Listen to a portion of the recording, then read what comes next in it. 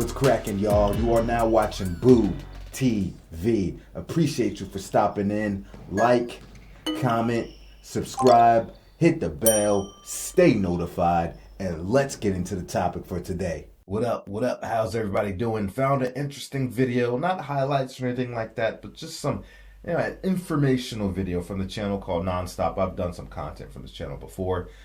You clicked on it, you know what you're getting into. Top 10 tallest players in NBA history. Now, this video was put out 3 years ago, so if there's been anybody in the league that could make it to this list, obviously they wouldn't be on this list. Victor Wembanyama might make it, but we'll see. More than likely, he probably would make it. But hey, let's get into it. I'm pretty sure Yao Ming's going to be on here. I'm pretty sure Manute Bol's going to be on here. Maybe Sean Bradley, Boban. There's some guys, there's a dude in the 80s or 90s. I can't remember his name. I can't remember his name. I think he was foreign, not of United States descent. But let's get into it.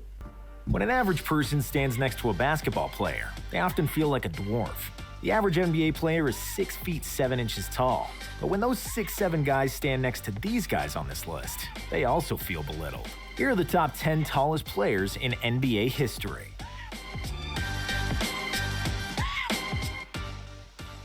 Boban Marjanovic, 7 feet 4 inches.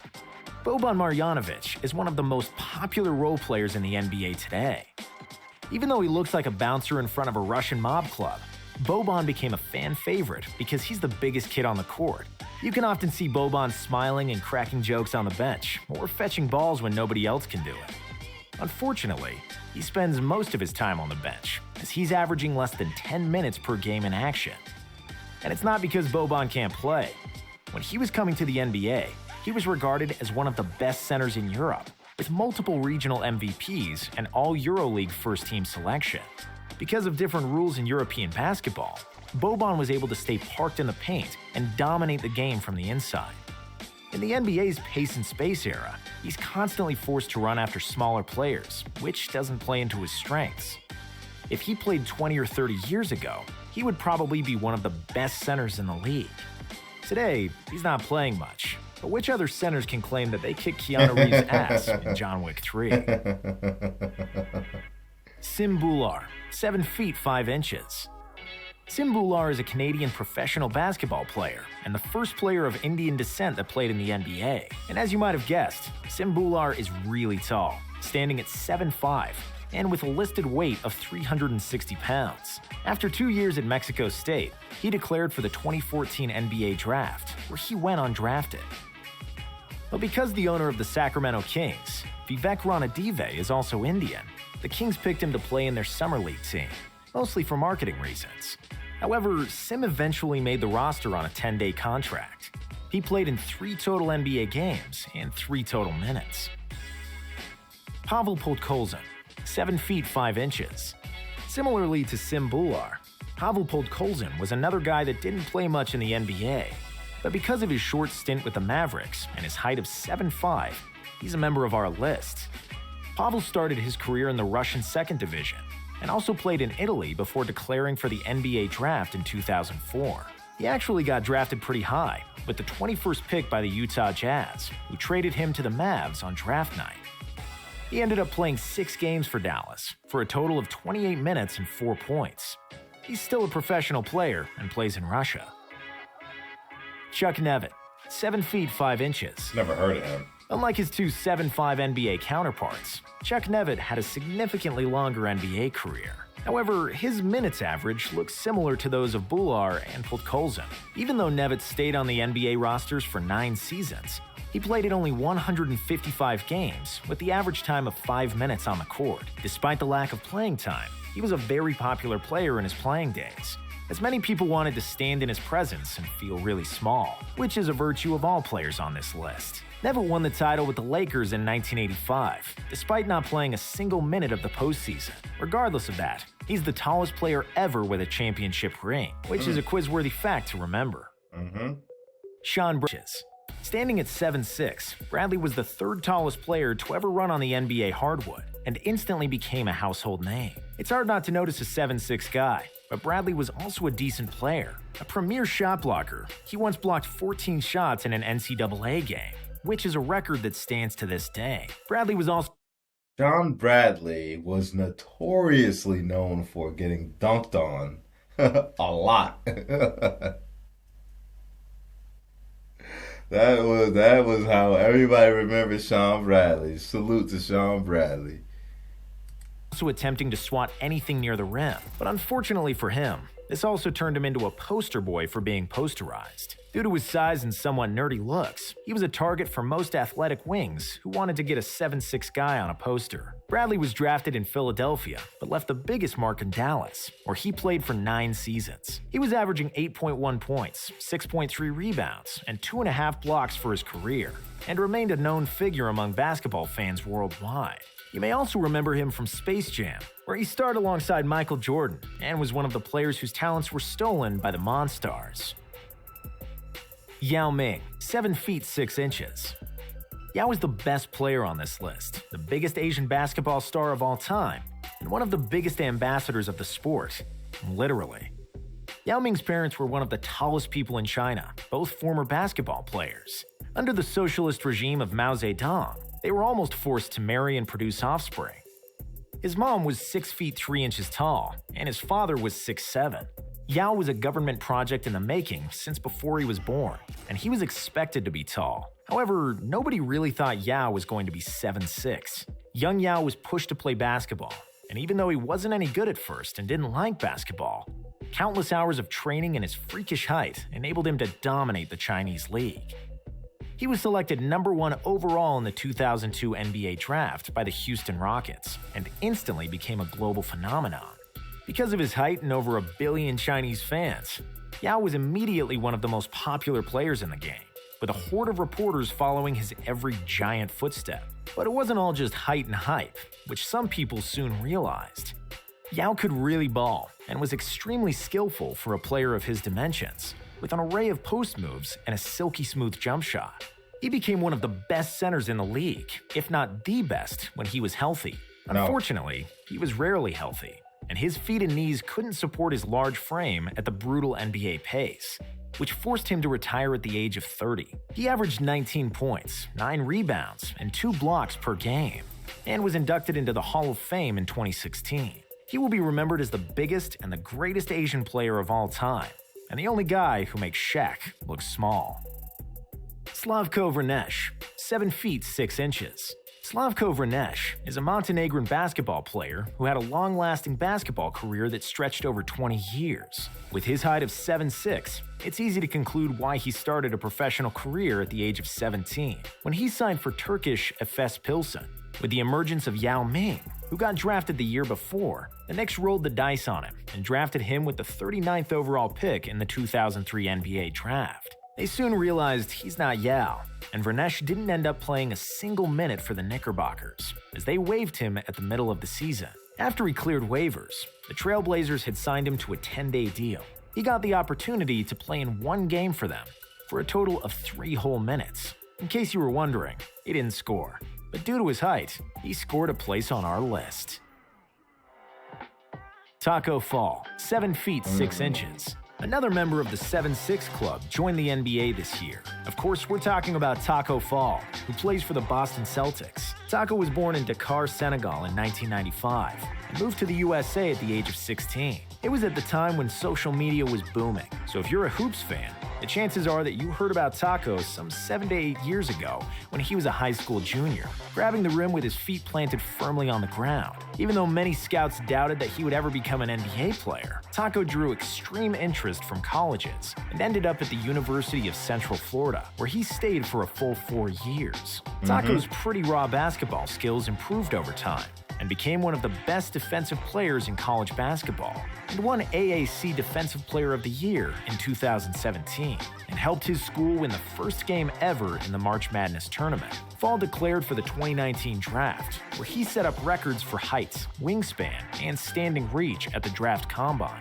However, he didn't get picked in the draft. Instead, the Boston Celtics signed him to a 10-day contract, which enabled him to play Summer League for them, where he did good enough to make the roster for the season on a 2-way contract. Fall made his debut for the Celtics on October 26th during a game against the New York Knicks, and became a fan favorite in Boston, who often chants his name to get him some playing time.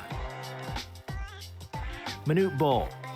So I was looking down at my phone, which I really don't do during my reaction videos, but I wanted to see where Taco Fall was now because I haven't heard his name in a hot minute.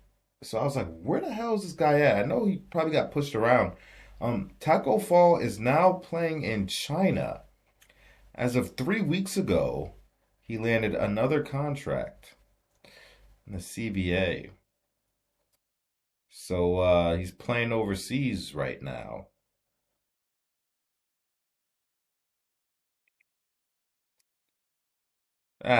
Unfortunate. 7 feet 7 inches. Manute Bol. Every time I'm in a jam, I always find a loophole. I got a crime record longer than Manute Bol. Ramped Big L in his hit record MVP. While Manute Bol wasn't an MVP on the floor, he was often mentioned in rap lyrics and starred on the front covers of magazines. What he lacked in quality, Manute had in quantity. Standing at 7'7", he was the tallest player ever at the time he got to the league. And that's what propelled his status in pop culture. Born in South Sudan, which is on average the tallest country in the world, with the average height being over 6 feet, Manute was the tallest of the tall. And it wasn't just that Manute was tall, it was the way he was built as well that visually prolonged his already extremely long limbs. Manute weighed only 220 pounds, which made him stand out even more and also diminished his impact on the court. He was often bullied by physically stronger opponents, as most centers and power forwards weighed from 240 pounds upwards. Manute wasn't exactly very skilled either, and he averaged a mere 2.6 points for his career. However, despite a lack of production on offense, Bol was one of the best shot blockers the league has ever seen. And that's why he was able to stay in the NBA for 10 years, with 624 games played. He averaged 3.3 blocks per game, which is the second highest block average ever, and is the only player who has more blocked shots than points in his career. A great humanitarian. I was about to say, they're getting into the humanitarian stuff. Manute Bol was a great guy, and he did everything he did. All the money he made went straight to his country, South Sudan, who was fighting a civil war, to help with their liberation. So I did a video on that, Manute Bol. If you want to go check it out, go search for it on the channel. It's a great video. It's worth watching. And July 9th is my birthday, and it's also Manute Bol Day, where they celebrate Manute Bol and what he did for the country. So go check it out, man. It's a good piece. And off the court, he will always be remembered by NBA fans as the Jolly Big Giant, and a metaphor for extremely long things. George Murasan, 7 feet 7 inches. When you're tall enough to peek over bathroom stalls, the chances are that you'll become either an NBA player or make people really uncomfortable from time to time. George Murasan did both.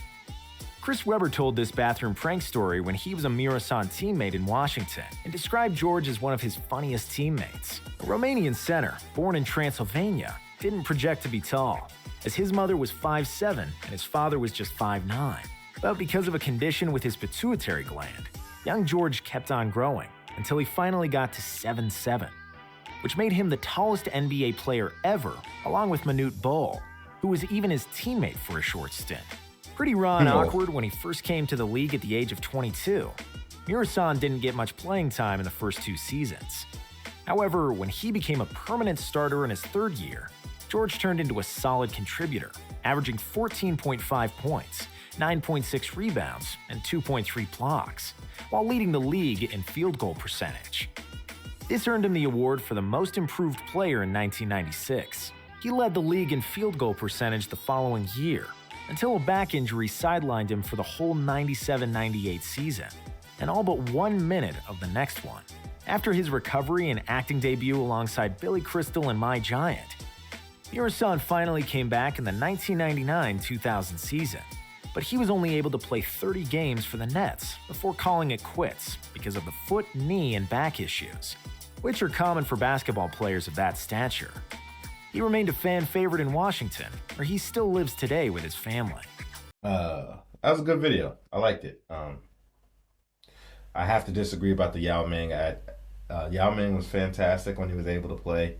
One of Yao Ming's biggest problems was his stamina. He could not keep up with the NBA pace.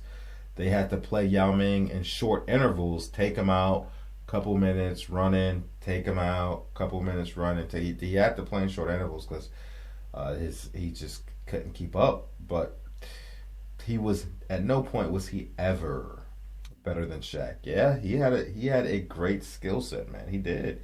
He could shoot the mid-range, good footwork, all that stuff. Still, was never better than Shaq. I don't even think there could have ever been an argument made that he was better than Shaq at any point. Can't go there, bro. Cannot go there. Maybe, at best, maybe into the maybe 07, 08 and on. Maybe, yeah, 07, 08 and on, maybe. Because Shaq really was on the was on the downhill going in and all that. But hey, what do I know? I might be off by a year, maybe 08, 09, I don't know. But when Shaq was still Shaq, I'm sure Victor Wembanyama is going to be on this list once they do an updated version. The thing about Victor is that he has like shooting guard and point guard skills at his height. None of these other guys could do the things Victor could do, man. Victor is a unicorn, man. I wish the man well. Y'all let me know what you think about it. Give my opinion. Give me your opinion. I'd love to hear what you got to say. You remember any of these players on your list? Which one's your favorite? Add any context. I'm here to listen. Like, comment, subscribe, hit the bell, stay notified, and I catch you on the next one. We out, baby.